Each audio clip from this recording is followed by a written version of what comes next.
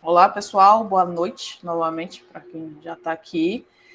Hoje, nossa aula vai ser sobre vetores, uma aula bastante importante, principalmente para o desafio. Então, depois dessa aula, vocês já vão conseguir entender melhor o desafio, lidar melhor com ele, porque dá para usar vetores, dá para fazer também sem vetores, mas vetores pode dar um auxílio para vocês. Então, vamos lá. O que a gente vai ver hoje? Hoje a gente vai ver assim praticamente dois tópicos, mas esses tópicos são longos. Então a gente vai ver o que é um vetor e como manipular um vetor.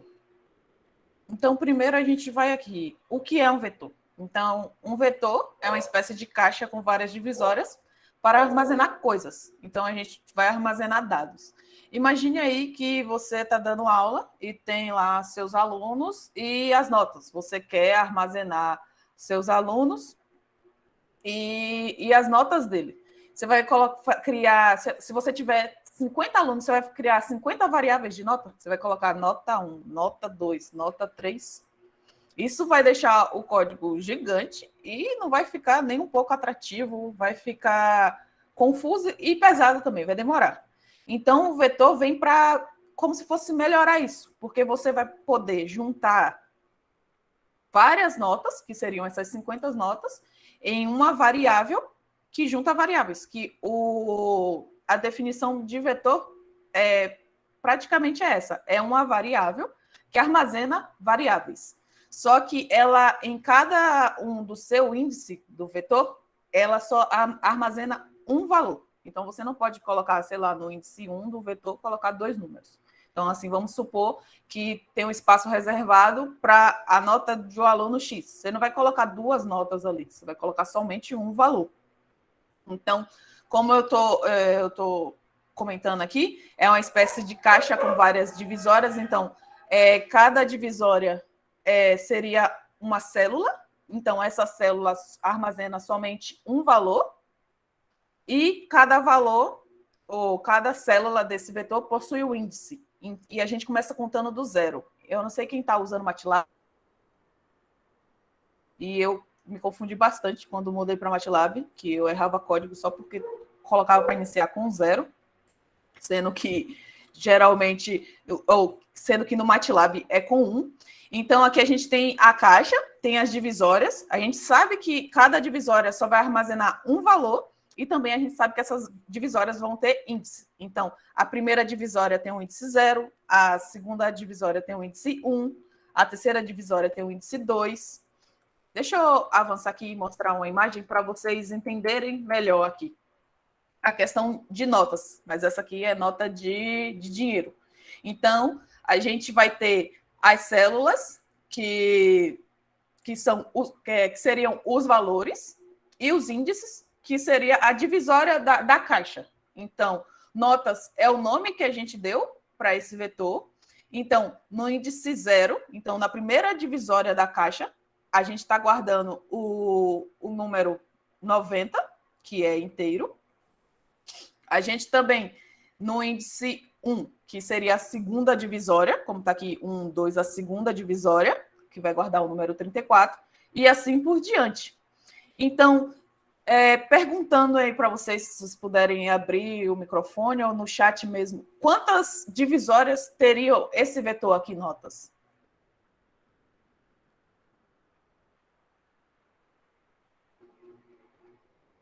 8. Isso. Quem foi que falou 8 aí? Parabéns. Ellen. Gabriel, só deixa eu entender sua dúvida. Por que seria 6? Você consegue digitar isso aí? Ou abrir? Ah, não. O zero conta. É isso. Aqui a diferença é que a gente começa contando do zero. Então, é 1 aqui do zero. Não sei se vocês estão vendo o meu mouse, mas aí o 0 é 1, aí depois 1 é 2. Entendeu? Mas, assim, se não contasse o 0, seria 7. O 6 foi sem querer ou você ainda está em dúvida com alguma outra coisa?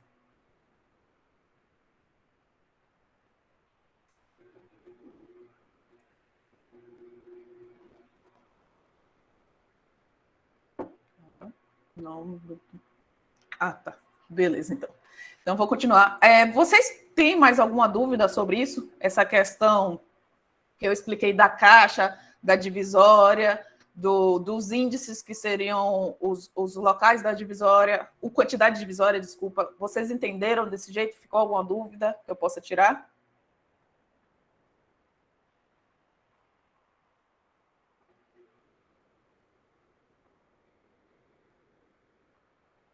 Vou esperar aqui um pouquinho.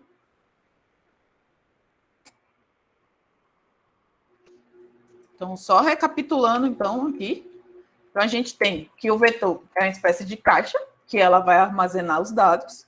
E dentro dessa caixa, a gente tem as divisórias, que seriam os índices desse vetor. E cada divisória só vai armazenar um valor. Então, assim, melhorando o jeito de se falar, então, a estrutura de dados de vetor é uma estrutura de dados linear utilizada para armazenar uma sequência de valores do mesmo tipo. Pode ser ela cadeia, que está escrito errado ali, está cadeira, caráter lógico, inteiro ou real. Aí, ou seja, os vetores são estruturas homogêneas. O que isso quer dizer? Então, quer dizer que se a gente declarar um vetor inteiro, ele só vai armazenar do tipo inteiro. Então, como a gente vê aqui provavelmente é um vetor de inteiro.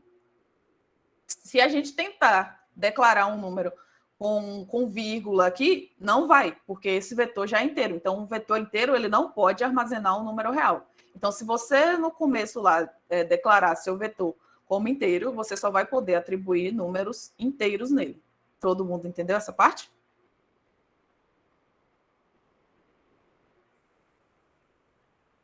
Beleza, vou passar aqui.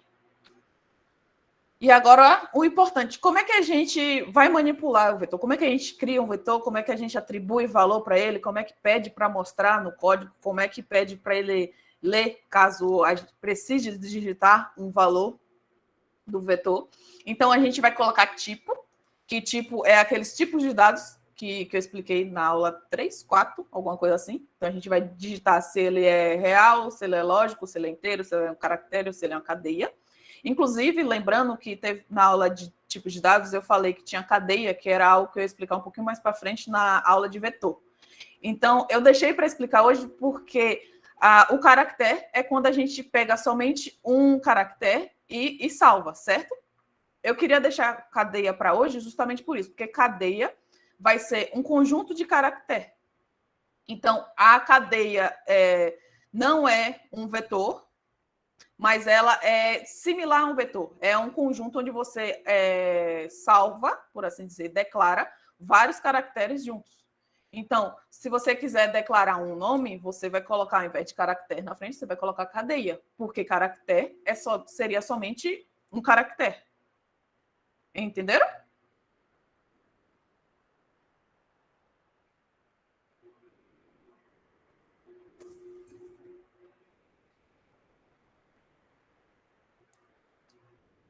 Então, aqui na declaração do vetor, a gente tem o tipo, que, como eu já falei, vai ser inteiro, vai ser real, vai ser lógico, vai ser a cadeia ou também vai ser o caractere.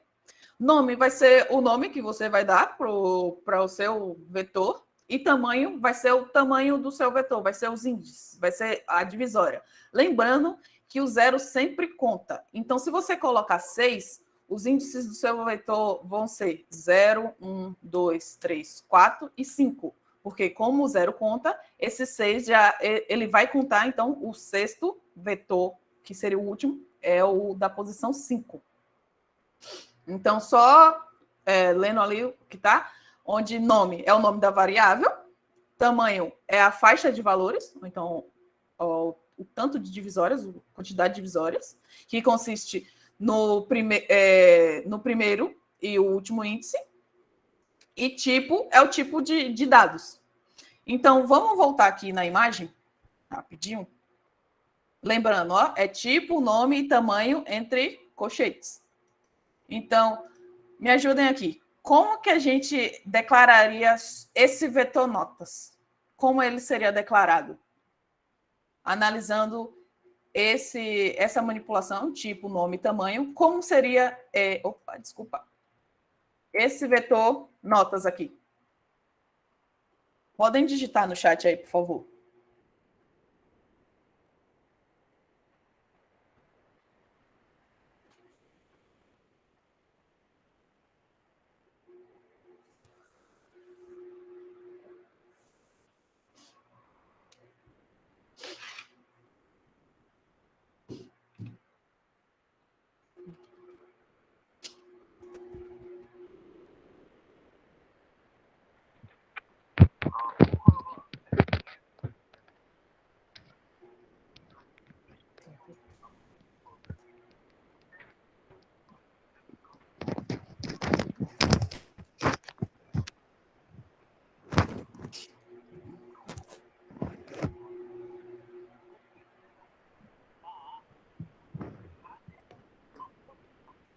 Não, Gabriel. Lembra que o número que fica entre colchetes é a quantidade de itens? Opa, quase, Ana. Quase, quase, quase. Só foi um errinho aí. Então, nesse caso, Gabriel, você estaria colocando nota igual o que estaria dentro desse vetor, mas também quando você quer adicionar valores dentro do vetor, declarar, não é assim. Eu vou mostrar aqui no site, mas não seria assim. É tipo que Emília digitou aqui, mas tem só um errinho, só uma palavra aqui. Aí, João colocou certo aqui no chat. Então, seria inteiro, porque a gente aqui só está percebendo valores inteiros. Nota, porque o nome da variável, ou a nome da variável, o nome do vetor, desculpa, está como notas. E índice 8, porque a gente tem 8 índices aqui. Contando aqui 1, 2, 3, 4, 5, 6, 7, 8. Tudo bem, pessoal? Vocês entenderam?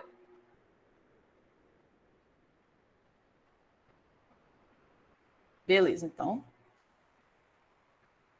Vamos passar aqui. Opa, voltando aqui.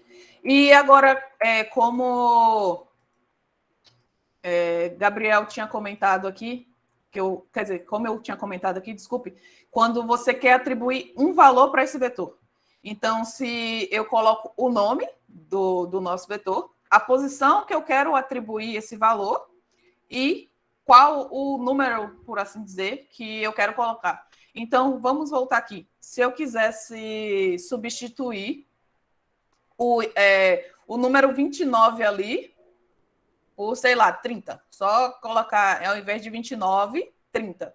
Como que seria essa declaração? Lembrando que a declaração é assim, o nome do vetor, a posição entre colchete, igual ao valor. Aí aqui eu quero substituir o 29 por 30. Então, como seria essa declaração?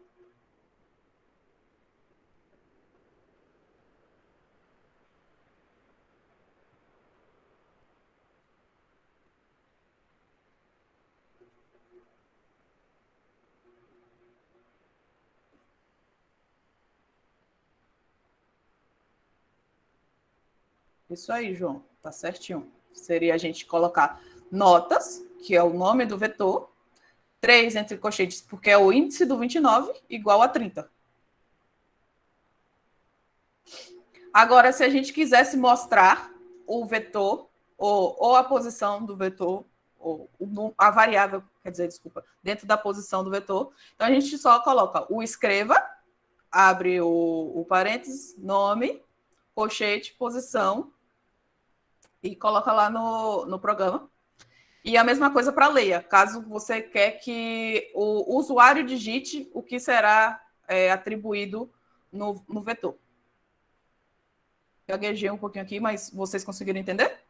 Só essa questão de pedir para o programa escrever no final do código e o leia, que é para o usuário digitar a variável.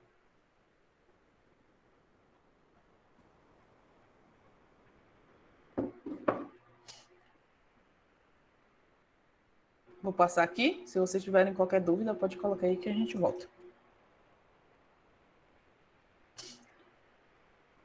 Então, vamos aqui, ó. Por exemplo, um vetor chamado preco, que poderia ser preço, né? Então, significa o quê? Real que é o tipo da variável, pre, que é o nome. Aqui só faltou, desculpe, o índice. Inclusive, qual seria esse índice aqui?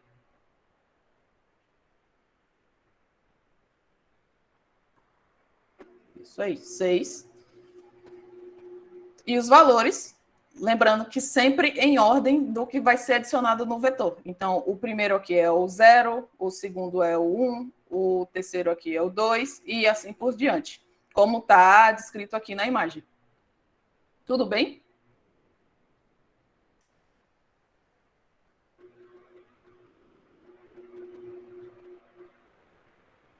Tranquilo, Rodrigo. Não tem problema não. Tá avisado. E, gente, eu cometi um erro aqui, desculpe, eu falei que estava sem índice, mas quando você declara o vetor desse jeito, já com a quantidade de variáveis que vai ter dentro dele, você não precisa declarar. Ele já... Você não precisa colocar aqui o número de índice, ele já vai entender sozinho que aqui será 6. Ele já vai criar automaticamente o índice, porque ele vai analisar aqui o tanto de números e ser autocriado, por assim dizer. Vocês entenderam isso? Eu expliquei errado no começo, desculpa.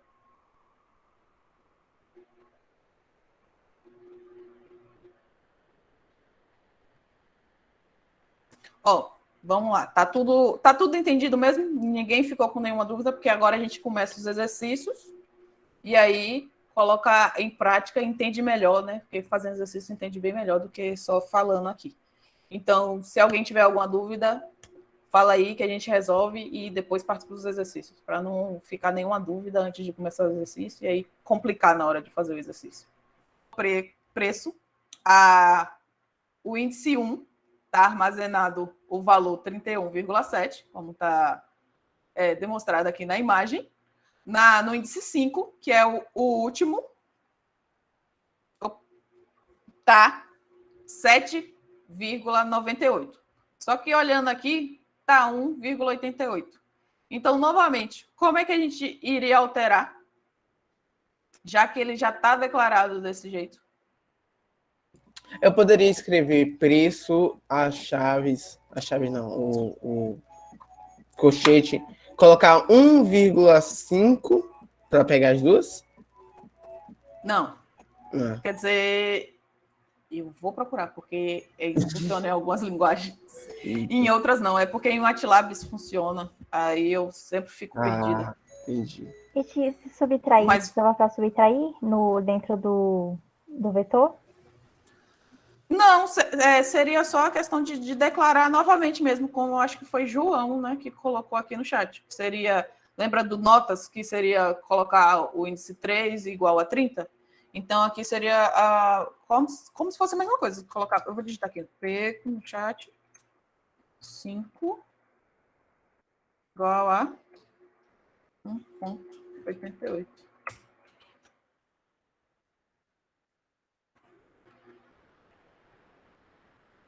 Entendeu?